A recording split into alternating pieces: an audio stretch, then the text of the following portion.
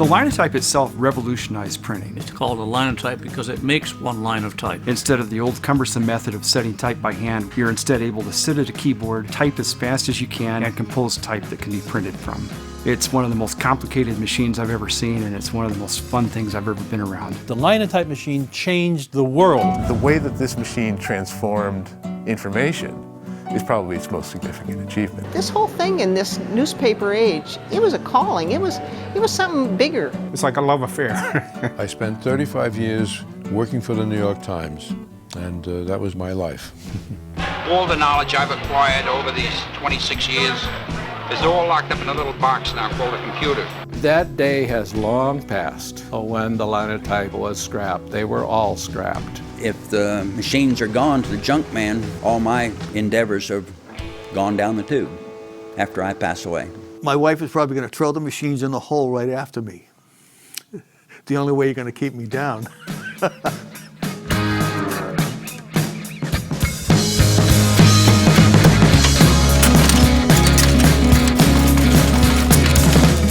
It's a fascinating machine, A, and B, it's a complete career dead end. And I tell people that once you get ink and type metal in your blood, it never comes out.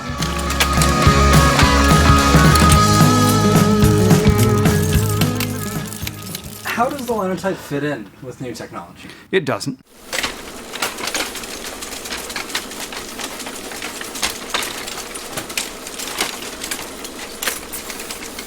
You hear about people picking things up by osmosis. I kind of think that's true because this is a case where I watched and observed, and a lot of what I learned about the Linotype I learned from my dad. Oh yes, I taught him. I taught him some of the basics of the printing operation, and you can see he has expanded since then.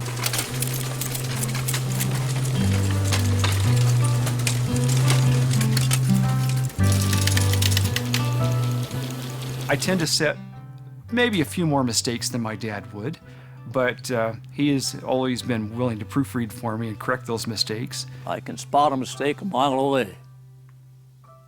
I can spot a misspelled word a mile away.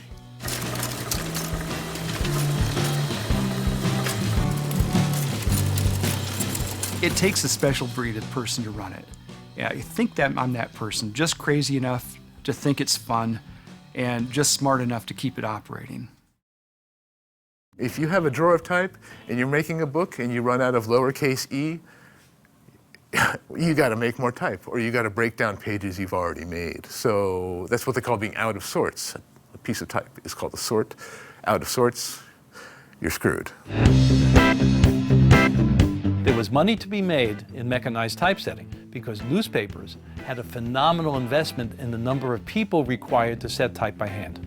So there had to be some method for mechanization, and that's what they were looking for. And so they began to look at the various processes and try and think of ways of speeding them up. They tried all kind of schemes.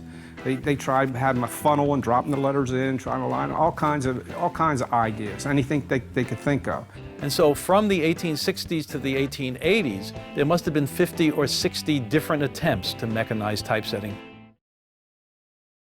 When Mergenthaler moved out of the old Grierson Street building, I walked through the building with the old building supervisor, and I found a few things, including this rather nice sign. I don't know where it had been on the walls at Mergenthaler, asking employees to keep the place clean, but I thought it was kind of nice, and I saved that, and for some reason have kept it ever since. I'm Matthew Carter, type designer, former Linotype employee. There was a huge amount of work involved, I mean, particularly for the letter drawing office, in adapting the metal types for film. My job was to explore certain advantages that there might be in this new technology, a sort of liberation from the constraints of metal typecasting. At Mergenthaler, we make a tool for the graphic arts industry. A sophisticated tool using modern electronics to perform one of the most vital functions in printing and publishing. High-speed phototypesetting. I think there are some qualities that did get lost. I mean, there is often something very beautiful about the impression of type on good paper and so on, as was done in the past, if you look through the history. So, yeah, there may have been some losses along the way. For me, the gains outweigh the losses, is all I can say. I mean, if I put them in the balance, the gains win. But again, other people sitting here could disagree with me violently about that. Ever since I've been very young, there's been some tendency from my family to, at least my mother, on my mother's side, she wanted to show off her kids.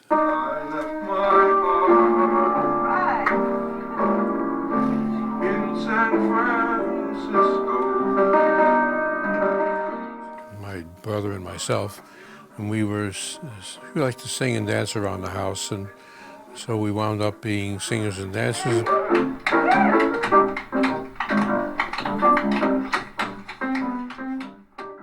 When I was 9 years old, I was running a little printing press in my own house. I think my circulation of my newspaper was 20 people, all tenants in the building. I spent 35 years working for the New York Times, and that was my life. And I guess I was just built for that kind of work, as the other people were as well. They didn't think much about it, maybe it was just a night's work to them, but I may be more sensitive, and I could see this was a story every night, the story of our lives, the story of the world's life. The world is being made new for tomorrow. What happened today, you'll find out tomorrow, but we're doing it to get you to that stage.